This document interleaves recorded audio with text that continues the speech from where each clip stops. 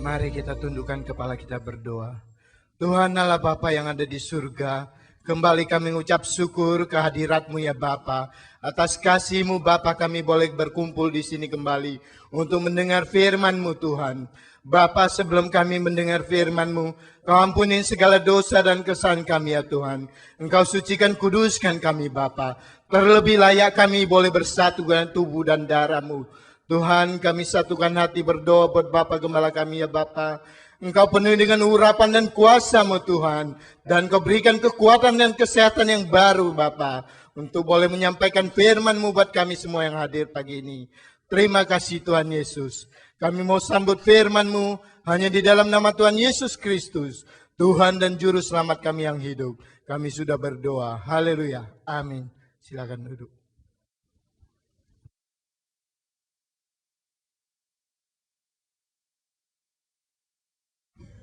Selamat pagi saudara-saudara. Mari kita langsung masuk dalam Mazmur 142 ayat 1 sampai 3. Mazmur 142 ayat 1 sampai 3. Nyanyian pengajaran Daud ketika ia ada di dalam gua suatu doa. Dengan nyaring aku berseru-seru kepada Tuhan. Dengan nyaring aku memohon kepada Tuhan. Aku mencurahkan keluhanku ke hadapannya, kesesakanku kuberitahukan ke hadapannya. Saudara-saudara, Mazmur 142 ini ditulis sebagai satu doa oleh Daud pada waktu dia di dalam keadaan dikejar-kejar oleh musuh-musuhnya dan dia bersembunyi dalam gua Adulam. Dia tahu bahwa dia tidak memiliki harapan kecuali hanya Tuhan yang bisa menolong dia. Situasi yang dihadapi Daud ini adalah situasi yang seringkali kita alami. Di mana kita seringkali menghadapi gua Adulam. Di dalam gua yang gelap itu, kita tidak berani keluar karena musuh ada di depan, dan kita tahu dalam gua itu kita akan mati kelaparan. Situasinya, dalam salah, luar salah. Hal ini terjadi dalam hidup kita dan sekarang, pagi ini, kita pelajari apa yang dilakukan Daud pada saat dia di dalam keadaan terjepit. Dan dia hanya melihat kematian ada di depannya kalau Tuhan tidak mengubahnya. Sebab sebagai manusia, dia sudah tidak sanggup. Ada hal di mana kita menghadapi penyakit. Di mana seakan-akan sudah tidak ada harapan lagi. Tapi kalau kita berdoa seperti Daud, saya percaya doa ini tidak hanya sepintas ditulis untuk kita baca, tapi doa ini adalah satu pelajaran. Dan pelajaran itu kalau kita terapkan dalam hidup kita nanti akan mendengar dan melihat mujizat Tuhan. Coba saya bacakan dalam bahasa Inggris. I cry aloud to the Lord. I lift up my voice to the Lord for mercy. Itu dulu. Jadi aku berteriak kepada Tuhan dan aku naikkan suaraku kepada Allah untuk minta belas kasihannya. Jadi doa itu diajarkan oleh Daud. Kalau kamu berdoa, berdoalah dengan cry aloud. Artinya berteriak dengan keras itu bukan suaranya. Dari hati yang sungguh-sungguh merasa terjepit dan hanya Tuhan yang bisa menolong. Jadi kalau kata-kata cry aloud ini jangan diterjemahkan dalam bahasa hurufiah. Kita teriak sekuat-kuatnya dalam doa, itu bukan doa. Ya, itu menjerit. Tetapi di sini dikatakan kita kadang-kadang berdoa, ya Allah, keadaanku sudah payah sekali. Tolonglah. Jadi seakan-akan kita doa tapi kita nggak mengharapkan Tuhan nolong. Tapi Daud cry aloud ini namanya dia berseru dengan keras dengan satu keyakinan. Tuhan pasti jawab dia. Kemudian dikatakan, I pour out my complaint before him. Before him I tell my trouble. Dan Aku akan menceritakan, aku mau memberitahukan kepada Tuhan semua kesulitanku. Jadi isi doa itu dua. Doa harus dinaikkan dengan sekuat tenaga. Artinya dalam arti kata ini bukan sekuat tenaga itu kekuatan lahiriah, tapi kita menaikkan doa dengan sungguh-sungguh. Sebab banyak doa yang dia ucapkan dalam putus asa. Ya Tuhan, apa boleh buat ya Tuhan? Ya. Kita kadang-kadang teriak, tapi sebenarnya dalam putus asa. Daud enggak. Dia yakin. Dan dia ceritakan dalam doa itu semua kesulitannya. Aku mau komplain, aku mau cerita, aku mau berkeluh kesah terhadap Tuhan apa yang kuhadapi. Jadi jelas, memang Tuhan Maha Tahu, tapi kita diminta oleh Tuhan untuk berdoa supaya kita memberitahukan Dia apa keinginan kita. Kenapa Tuhan ingin supaya kita bicara begitu? Tuhan ingin tahu, benarkah kamu mau minta tolong dalam kesulitanmu itu? Sebab tadi yang saya katakan, tekanan yang paling berat itu, doa dinaikkan dengan putus asa. Ya Tuhan, ya matikah Tuhan aku sekali ini.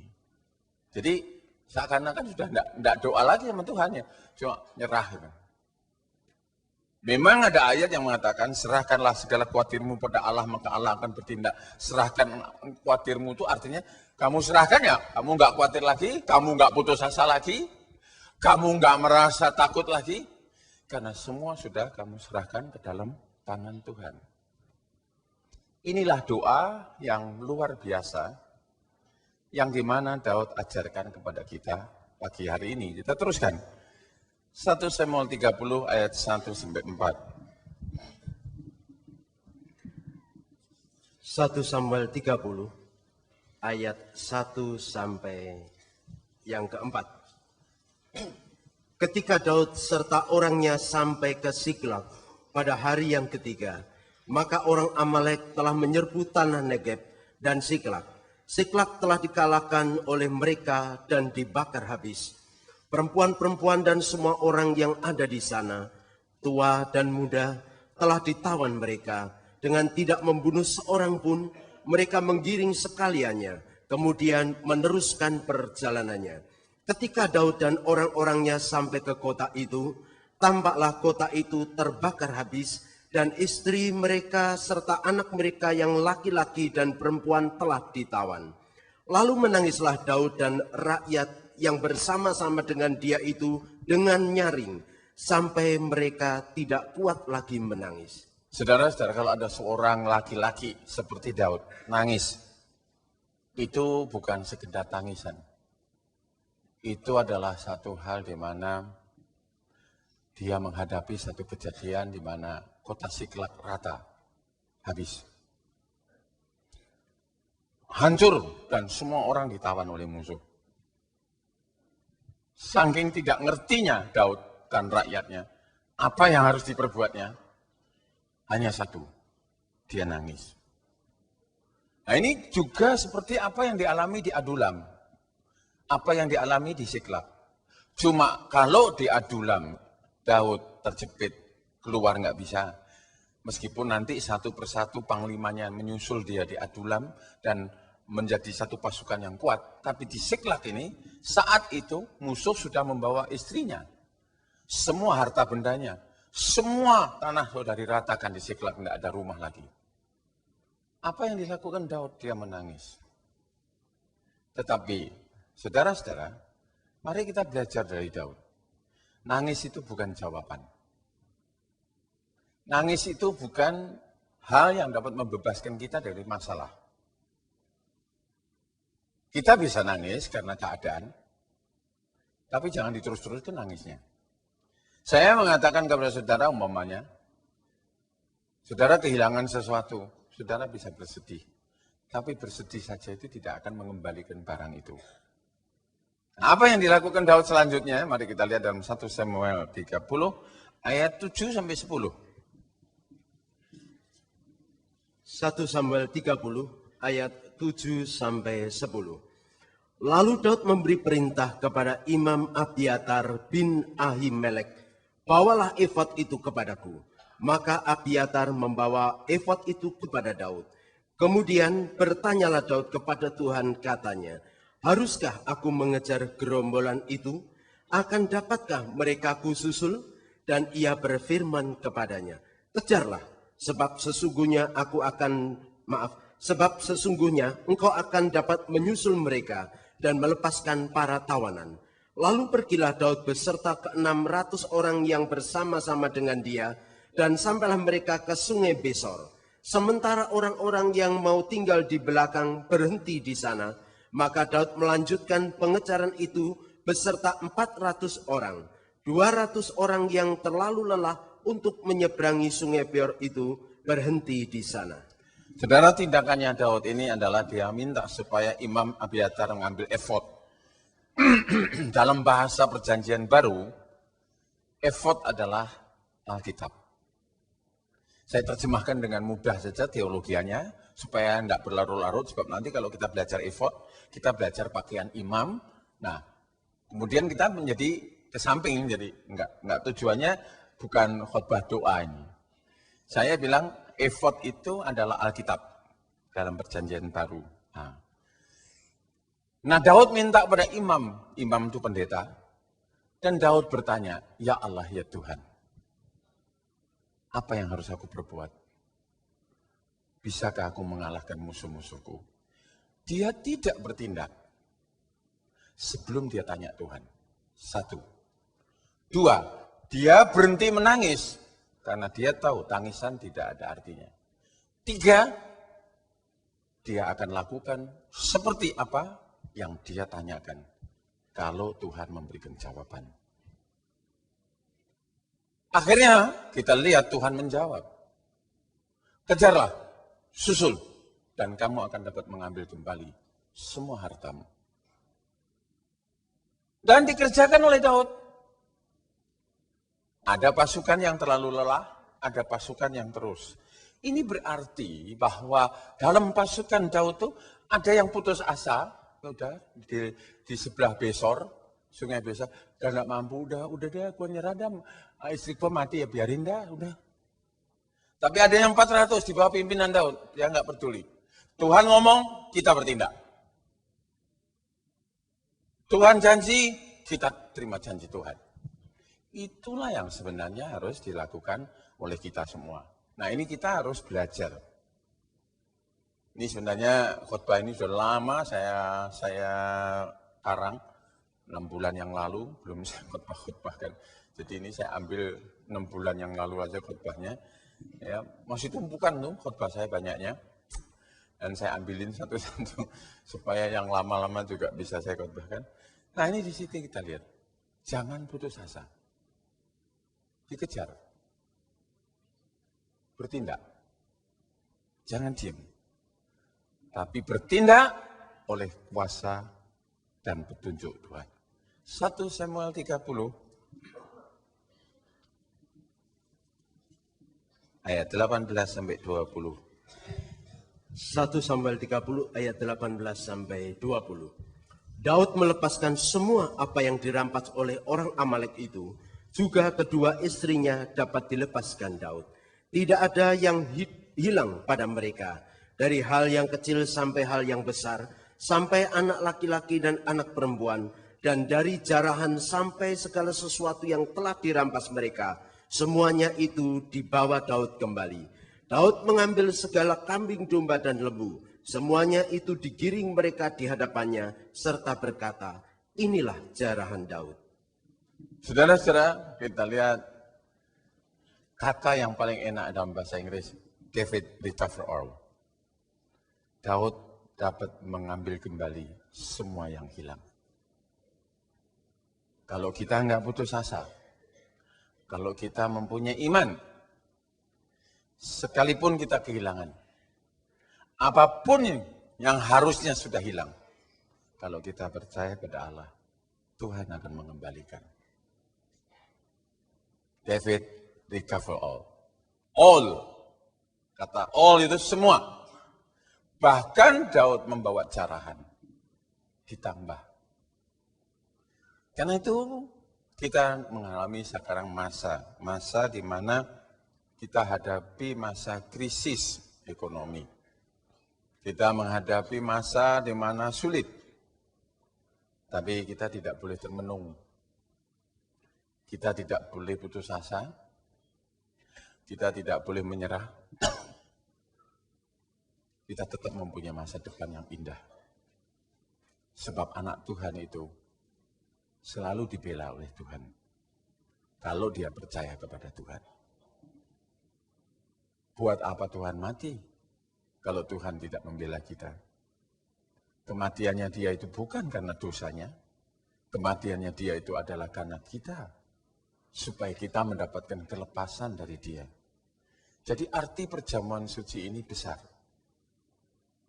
Dia mati untuk memberi kemenangan kepada kita atas maut.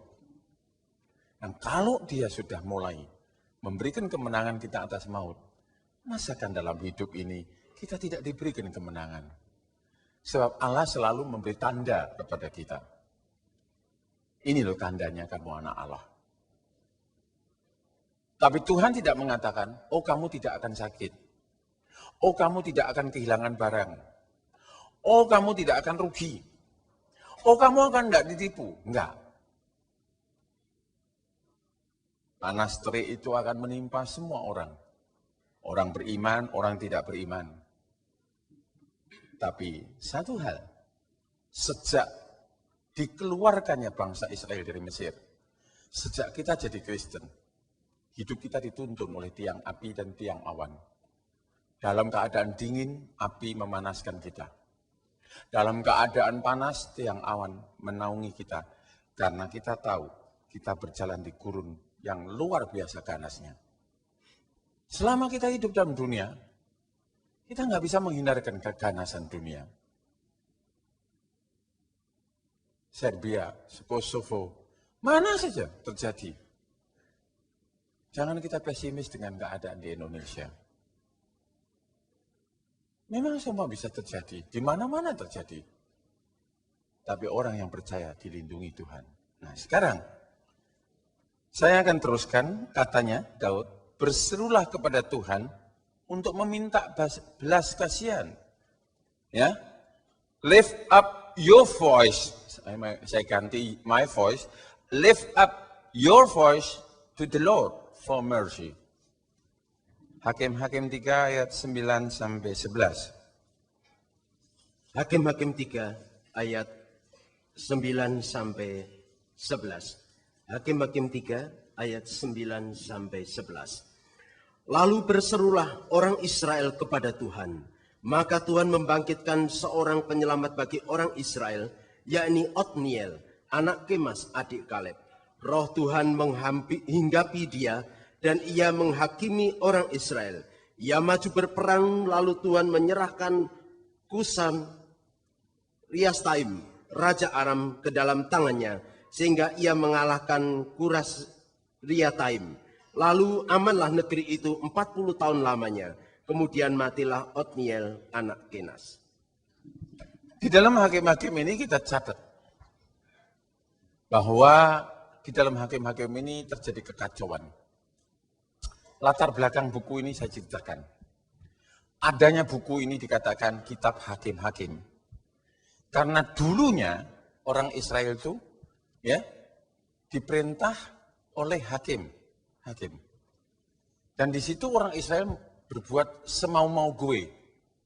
Seenak-enaknya. Apa yang dia mau lakukan, dia lakukan aja. Dia tidak lagi menganggap Allah sebagai rajanya. Nah, karena tindakan-tindakan Israel ini, akibatnya Israel selalu dijarah oleh musuh-musuhnya. Dan pada saat orang Israel ini sudah terjepit dan dalam keadaan yang berbahaya, dia berseru. Allah menjawab dan mengirimkan Otniel. Nah, kalau kita nanti bahas nama Otniel, itu nanti ada sendiri, tapi ya, nanti kita nyimpang lagi, bukan begitu caranya. Ini khotbah harus arahnya selalu ke doa. Kita tahu bahwa Allah sanggup mengirim apa saja. Allah bisa sanggup memberi apa saja. Dan dalam menolong, Allah bisa melakukan semua cara. Ingat bahwa alam semesta ini Allah yang mengatur, Allah yang menciptakan. Dan dia tidak perlu pertolongan manusia. Manusia ditolongnya. Sampai-sampai coba kamu tanya, siapakah yang memelihara kijang yang baru melahirkan? Sehingga anak kijang itu menjadi besar. Itu di dalam Alkitab ditanya. Siapakah yang memelihara buaya yang melahirkan? Siapakah yang memelihara penyu-penyu di laut? Karena penyu-penyu itu kalau bertelur di pantai, ditinggal, banyak yang dimakan. Ya sama ular, ya sama siapa. Gitu. Tapi toh Allah menjaga kelangsungan, kelestarian daripada bumi ini. Ya, karena manusia saja yang merusaknya. Tapi satu perkara, berserulah kepada Tuhan, maka dia akan menjawab engkau. Kita berdoa, tiap malam, tiap pagi, sampaikan semua pujian kepada Allah lebih dulu, mohonlah pengampunan, dan ceritakanlah keluh kesahmu kepada Allah. Setiap orang pasti bisa berdoa, karena doa itu adalah kita mengadakan dialog dengan Tuhan, tidak perlu diajar pendeta. Kalau tetangga itu minta belajar, Pak Beni, saya mau ngomong sama bapak saya, tolong ajari saya ngomongnya gimana ya. Loh, saya bingung, ini anaknya sungguhan apa bukan? Kok ngomong sama bapaknya sampai belajar sama tetangga nih. Handoyo dulu enggak pernah diajari, dia bisa. Dan dia tahu bahwa saya punya kewajiban memberi, jadi dia tak minta. Tidak ada yang ngajarin. Jadi kamu jangan minta diajarin berdoa, cuma saya mengajar inti doa, arti doa, ya, dan isi doa. Ya, jadi kita harus tahu gitu. Oh, begini nih. Jadi kalau kita berseru minta belas kasihan, Allah itu belas kasihan. Dan satu perkara, sekalipun Israel itu hidupnya maut-maut, tiap kali berdoa dia dapat jawaban. Ini bukan saya artikan, ya kamu hidup semerawut aja nanti toh Tuhan juga jawab. Hati-hati loh, kalau sudah batasnya ya semerawut, ya, nanti Tuhan nggak mau jawab. Soalnya sudah dikasih tahu, Yongki Selasa kok nggak datang. Tuhan ngomong gitu. Nah, misi tentu semua merawut, Selasa nggak datang, nggak tahu loh. Berdoa nggak dijawab nanti sama Tuhan. Ini contoh, tapi ya hati-hati. Hakim-Hakim 2 ayat 18. Hakim-Hakim 2 ayat 18. Setiap kali apabila Tuhan membangkitkan seorang hakim bagi mereka, maka Tuhan menyertai hakim itu dan menyelamatkan mereka dari tangan musuh mereka selama hakim itu hidup. Sebab Tuhan berbelas kasihan mendengar rintian mereka karena orang-orang yang mendesak dan menindas mereka. Ya, kita teruskan 19 sampai 23. Ayat 19 sampai 23. Tetapi apabila hakim itu mati, kembalilah mereka berlaku jahat, lebih jahat dari nenek moyang mereka, dengan mengikuti Allah lain, beribadah kepadanya dan sujud menyembah kepadanya. Dalam hal apapun mereka tidak berhenti dengan perbuatan dan kelakuan mereka yang tegar itu. Apabila murka Tuhan bangkit terhadap orang Israel, berfirmanlah ia, karena bangsa ini melanggar perjanjian yang telah kuperintahkan kepada nenek moyang mereka, dan tidak mendengarkan firman-Ku, maka aku pun tidak mau menghalau lagi dari depan mereka satupun dari bangsa-bangsa yang ditinggalkan Yosua pada waktu matinya, supaya dengan perantaraan bangsa-bangsa itu aku mencobai orang Israel, apakah mereka tetap hidup menurut jalan yang ditunjukkan Tuhan seperti yang dilakukan oleh nenek moyang mereka atau tidak. Demikianlah Tuhan membiarkan bangsa-bangsa itu tinggal dengan tidak segera menghalau mereka. Mereka tidak diserahkannya ke dalam tangan Yosua. Saudara-saudara sekalian, bangsa Israel ini kalau jerit ditolong. Hakimnya mati, ya gitu lagi hidupnya. Jadi kita itu kadang-kadang ya, kita ditolong. Sebentar kita lupa. Saya ngomong terus terang banyak orang yang datang di sini. Bahkan hari Minggu yang lalu, saya memberitahukan pada orang yang hidupnya dulu, ya cukup baik. Anaknya 2, tapi dua-duanya boleh dikatakan step terus, mendelik terus. Dikit-dikit mendelik. Saya doakan, saya berseru kepada Tuhan. Anak itu disembuhkan, sekarang udah gede-gede. Dia diberkati dengan pabrik yang gede.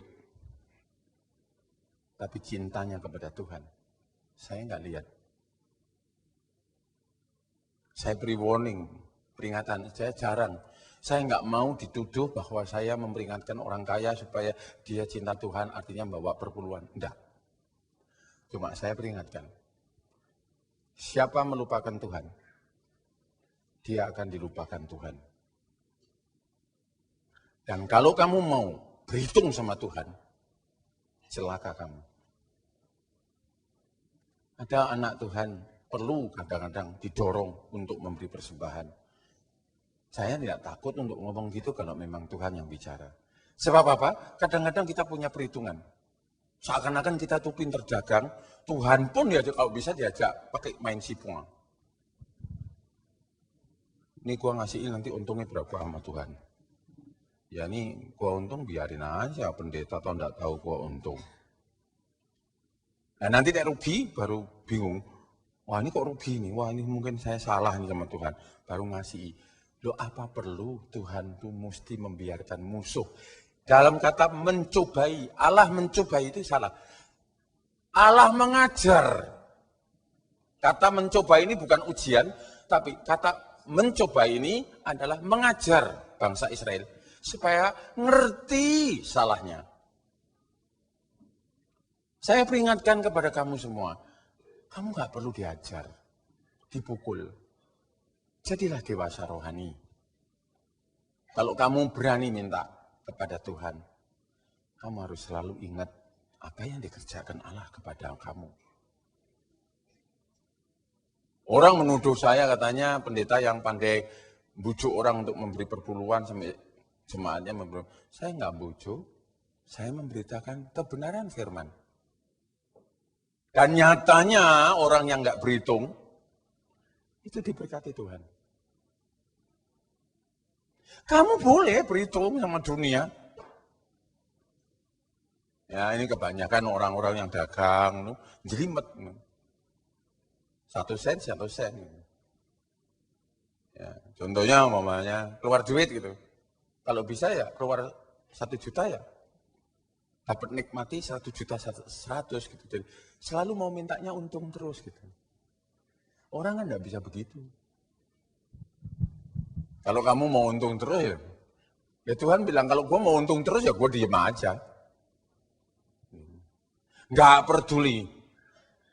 Ada orang yang top di sini katanya, dia bankir, bekas bankir, dia bilang ini. Orang bank itu selalu teliti. Boleh lu teliti. Tapi dalam Tuhan lu, coba lu main-main. Kalkulatormu nanti kalau enggak rusak nanti hancur. Gua minta kuping gua dipotong. Sombong dia. Karena itu jangan. Ya. Jadi khotbah ini memang pedas tapi bagus. Coba kamu belajar lebih dewasa. Daud selalu dalam Mazmurnya, aku memuji dia. Itu bukan mulutnya saja. Semua. Waktu Daud mau mendirikan sesuatu persembahan buat Tuhan, terus orangnya yang punya tanah itu bilang, udah dah ambil aja kamu raja. Dah, oh enggak mau. Ini aku mau memberi persembahan sama Tuhan. Aku mesti keluar dari kocekku. Aku nggak mau gratisan. Kalau gratisan berarti bukan aku dong yang memberi persembahan. Dia yang memberi persembahan. Daud nggak mau gratis. Nah karena Daud menghargai Tuhan, Nah itu sebabnya, ya Daud dihargai Tuhan. Ini terus terang saja ya, saya kasih tahu. Banyak orang kaya kawin. Kawinnya di Borobudur, Shangri-La, Melia. Habis berapa? Wah cuma 120 juta. Diberkati pendeta. Ya pulang ngasih angpau ini. Dibuka sama pendetanya. 20.000, 50.000. Ya lumayan. Buat beli bakmi, majelis-majelis itu. Tapi Tuhan kan terus geleng-geleng. Oh lu pesta lebih penting dari berkat gua nek gitu. Berkat gua cuma lu hargai goban. Lu pestanya kayak jitiau. Lu nanti bakalnya dapat cucu kayak kue tiaw.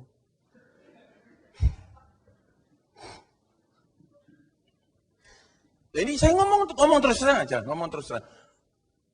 Di gereja lain itu kalau ada orang kawin, dikasih amplop persembahan untuk orang kawin. Saya enggak. Saya mau supaya kamu dewasa. Saya enggak mau maksa kamu gitu. Tapi kalau enggak ditegur, kamu enggak ngerti gitu. Penghargaanmu terhadap Allah ini kurang. Kalau kamu enggak dewasa. Kamu cukup baik. Tapi alangkah baiknya kalau semua dewasa. Misalnya, ya betul yang terima duit itu pendeta ya. Ya. Aris, Kristono, Bambang, saya. Ini yang ini. Kita kasih dia, cukup, gomban cukup. Cari uang gomban apa gampang? Itu dia salah. Dia bukan ngasih saya. Dia menghargai Tuhan. Kan saya, hari ini aku nyatakan kamu sebagai suami istri dalam nama Allah Bapa, Allah Sang Putra dan Allah Roh Kudus, yaitu dalam nama Yesus. Kan Yesus yang berkati. Kecuali kalau saya bilang, hari ini aku nyatakan kau diberkati oleh Beni Santoso. Cerai atau terus terserah. Nah itu ngomban. Itu ngomban. Ayo batuk oh. Ntar gue doain batukmu malah semakin dadi. Ayo, ngomong. Ya Kang ya? Si Kang Permana. Itu ahli dagang. Orang Israel itu kalau dagang, nggak pernah rugi. 10 orang Tionghoa, dagang sama 1 orang Israel, 10-10-nya rugi semua. Bayangin tuh, Cina 10 itu, seluruh dunia ada Cina. Di Australia ada Cina. Di Cina di Australia itu kaya-kaya semua. Buka restoran. Tapi kalau sudah musuh sama yang pakai topi hitam, sehingga dia panjang, pakai jas hitam, 10 Cina dirangkep sama dia. Tuh semua. Tapi saking pinternya orang Israel, sampai hari ini Israel itu terus mengalami peperangan. Nggak pernah berhenti seperti di hakim-hakim. Ini pelajaran loh. Di hakim-hakim itu bukan sekedar, oh dulu zaman itu dulu. Ini pelajaran. Orang Israel itu tidak pernah terima kasih sama Tuhan. Ya memang diberkati, ya memang negara yang meskipun kecil tapi kuat dihargai dan bisa menggoncangkan bursa di Wall Street. Tapi tetap dia punya problem yang tidak pernah habis. Karena itu kalau saya minta diberkati nomor 1, jangan punya problem. Dilindungi Tuhan.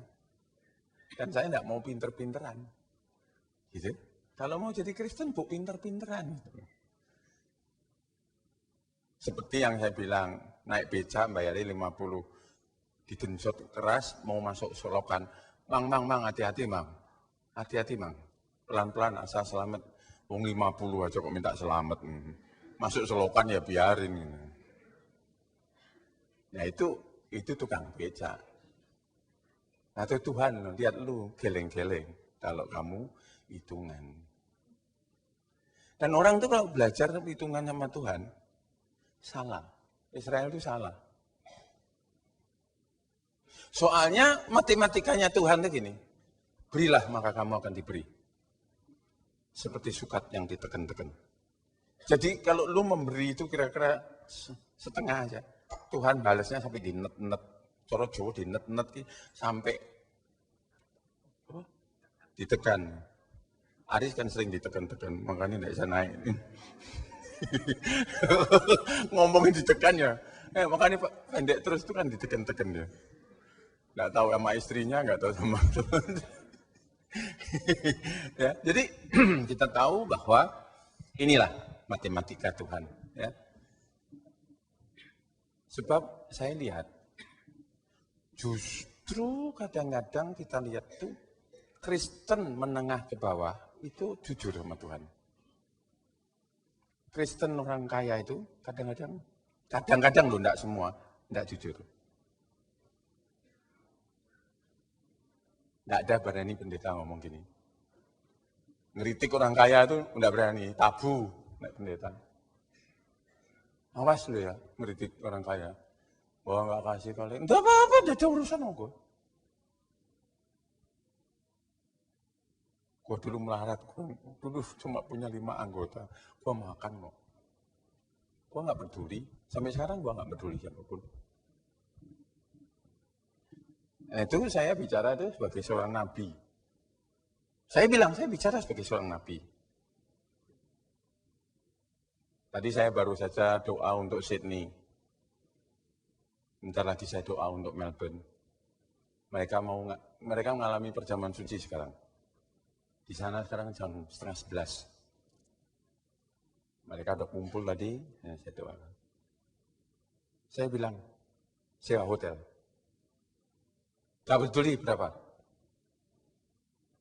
Saya bilang, kolektor itu jangan diurusi eksak. Kolektor berapa aja, lu ambil. Uang sewa hotel, papa kirim terus transfer di sini.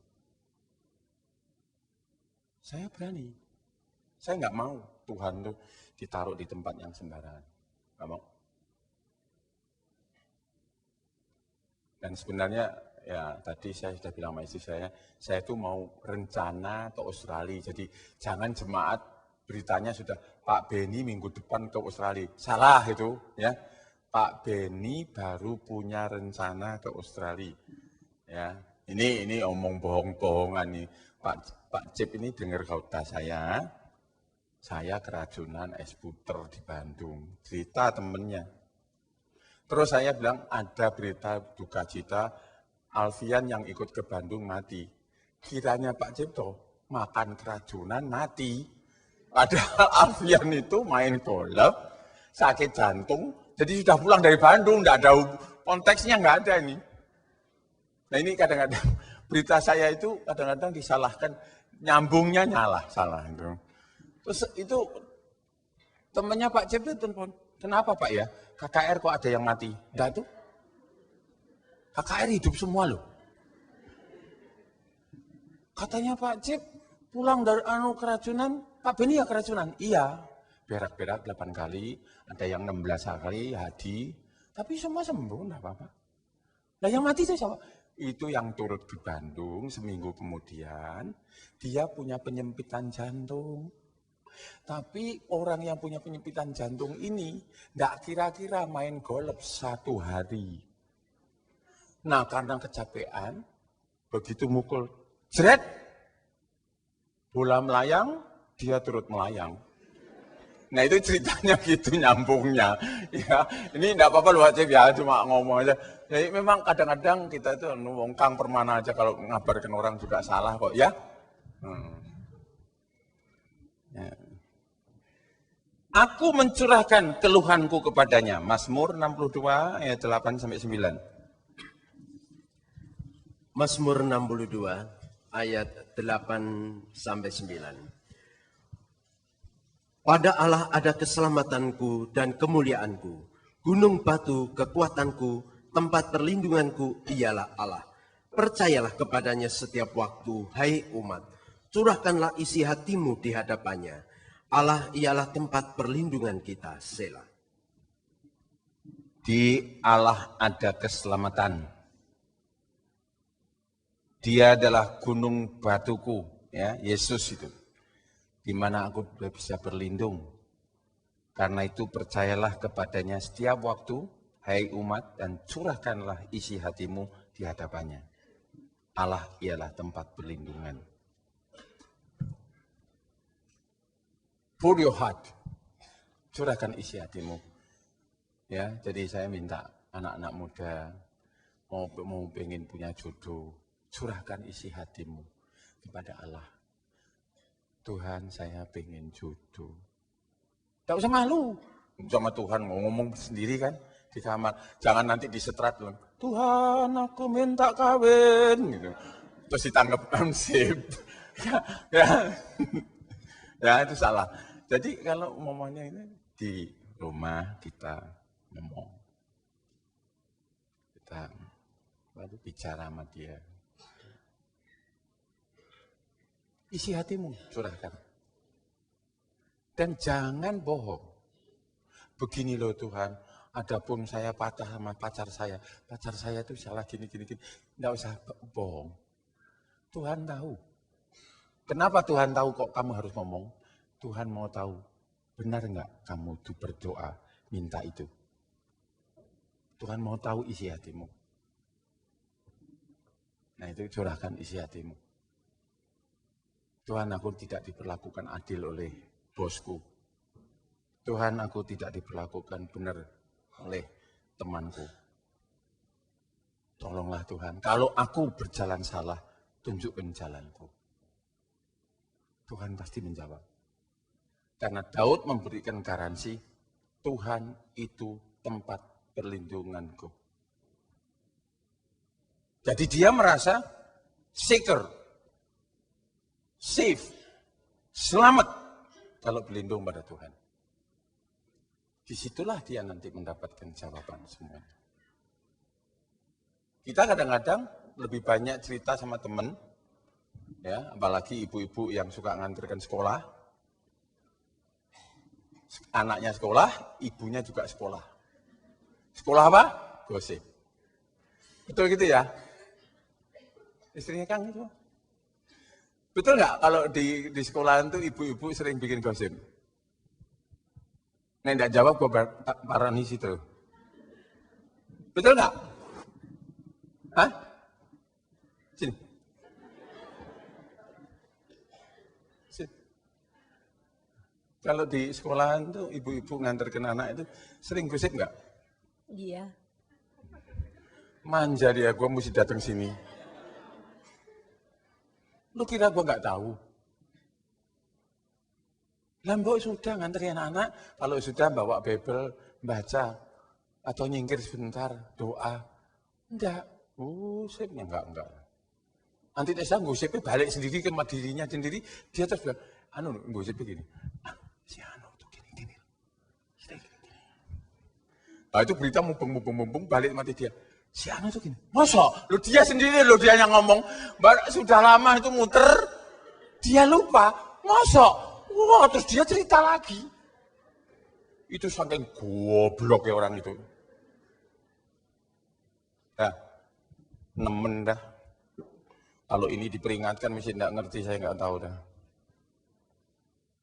Curahkan hatimu kepada Tuhan, jangan sama tetangga, jangan sama teman-teman. Suamiku tuh sekarang asal pulang hemnya gue bau lain parfumnya. Lu dibuat apa dicerita-ceritakan suaminya sendiri dicerita-ceritakan orang. Lah ya buat apa?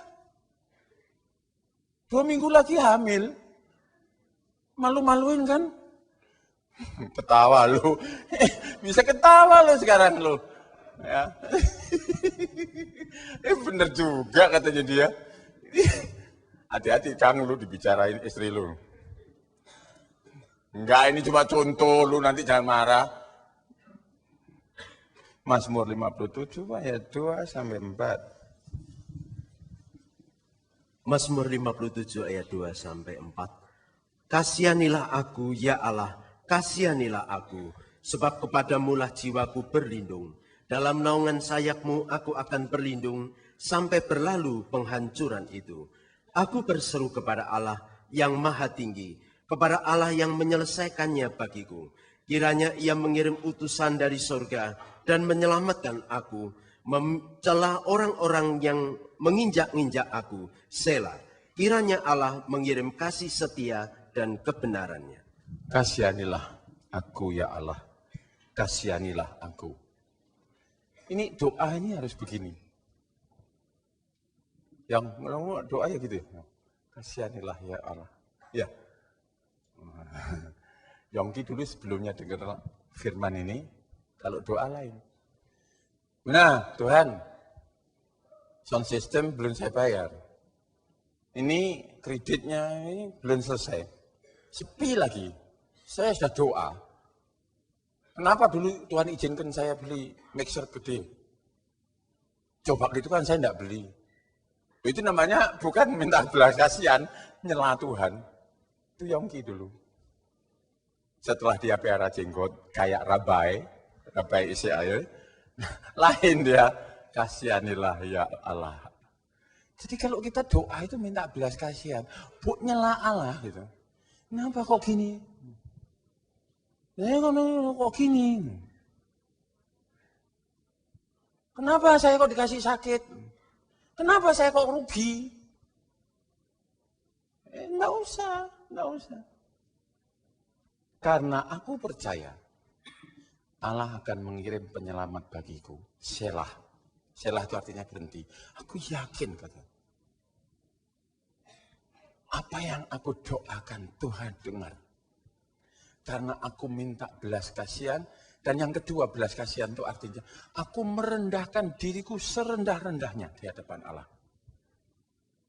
Aku berlutut bukan dengan lututku, tapi aku berlutut dengan hatiku di hadapan Allah.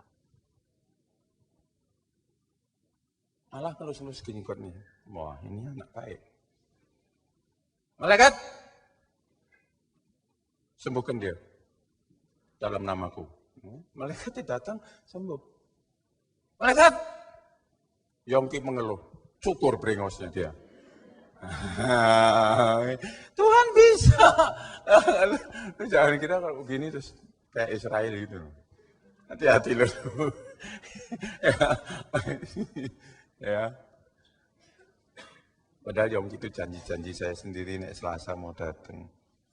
Tapi blessed. Makanya sepi. Coba Selasa datang 2 jam aja. Nanti kan ramai.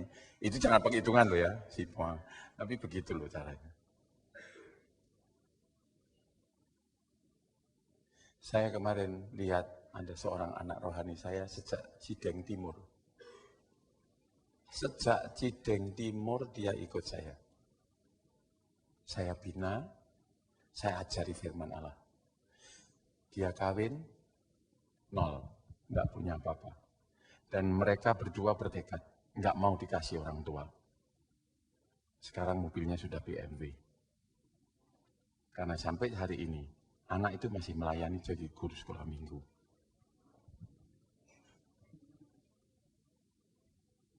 Selama kita melayani Tuhan, apa cara kita? Apa yang talenta Tuhan berikan? Tuhan memberi upah. Betul ya, Aris ya? Iya. Hanya Aris, sahabat saya. Sampai ya, saudara-saudara, kakaknya Nini itu, istri Handoyo, itu sudah tua belum hamil. Melayani sekolah minggu, terus dapat anak. Itu bukan kita lagi perhitungan sama Tuhan, gua tak layani Tuhan, terus Hendra ngomong sama saya, ayo udah melayani, tiap Sabtu capeknya enggak karuan. Kok enggak digubris sama Tuhan? Ya, nanti dulu dong. Kan kita ini bukan orang upahan kan. Lu kerja terus dikasih tip, mau? Kita kan anak. Saya kalau ngasih Handoyo kan enggak, kalau setiap saya tahu kapan saya mesti kasih yang banyak, kapan saya saya diam. Tapi saya tahu saya punya kewajiban untuk memberi kepada anak saya. Tuhan tidak pernah terlambat menolong kita. Jadi nanti jangan baru melayani sedikit gitu. Ya, terus kita datang, Haji baru Sabtu datang gitu, mimpin pujian. Pulang kok saya nggak dapat order. Loh, iki piye? Salah. Contoh, Adi enggak ngomong gitu. Ini cara sponsor. Pernah datang Sabtu enggak? Ngelihat anak-anak berkat. Saya bilang anak hari Sabtu, pemuda-pemuda datanglah. Saya perintahkan sekarang tidak duduk di kursi, duduk di bawah. Membuat lingkaran kecil, jadi orang banyak gitu. Terus salin berkenalan, tidak boleh duduk dengan temannya. Diberi kuis atau diberi ayat, coba pecahkan. Grup by grup. Nah nanti dinilai. Saya mau memberikan hadiah kecil bagi mereka yang bisa menjawab dengan tepat grupnya itu. Nah itu baru nanti anak-anak, nah jadi kita harus tahu. Ya, guru-guru selama minggu itu banyak yang diberkati. Ya, jadi kita mesti tahu ya bahwa kalau kita merendahkan diri kepada Tuhan, Tuhan akan memberikan berkat buat kita. Ya, saya kira cukup sekian. Mari kita masuk dalam perjamuan.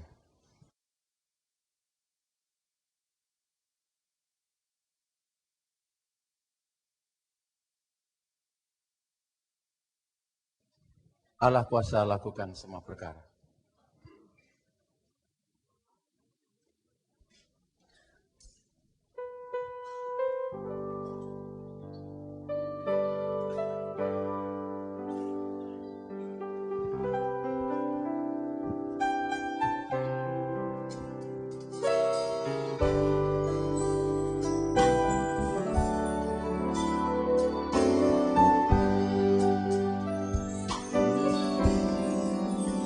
Allah kuasa melakukan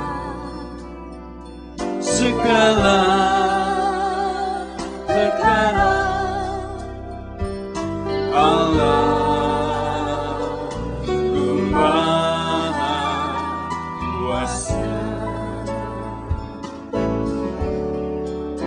Dia ciptakan seisi dunia.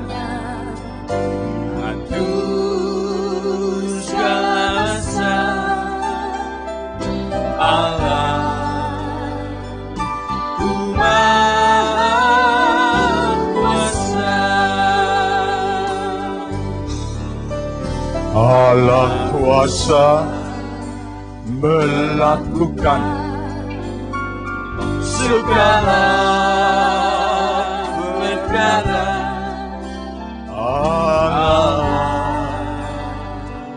Ku Maha Kuasa. Mari kita berdiri. Ia ciptakan seisi dunia, atur segala masa.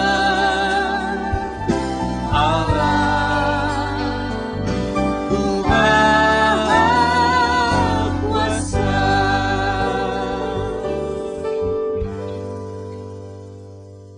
Inilah jemaat-Mu ya Tuhan, yang mengaku bahwa Engkau Allah yang Maha Kuasa. Engkaulah pencipta alam semesta, Engkau yang mengatur segala musim, Engkau yang memberi rezeki.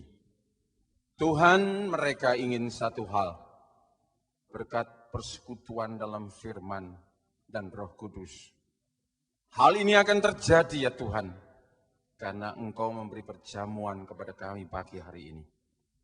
Firman dan Roh Kudus itu masuk dalam hati kami, merubah hidup kami, merubah seluruh kehidupan keluarga kami. Masa depan kami di dalam tangan Tuhan. Masa depan kami gemilang, bahkan hidup kekal menjadi milik kami. Kami mau serahkan hati kami dalam segala kerendahan hati kepada Tuhan kami. Di dalam nama Allah Bapa, Allah Sang Putra, dan Allah Roh Kudus, yaitu di dalam nama Tuhan Yesus yang menjadi kurban, kami terima perjamuan kudus ini. Haleluya. Amin.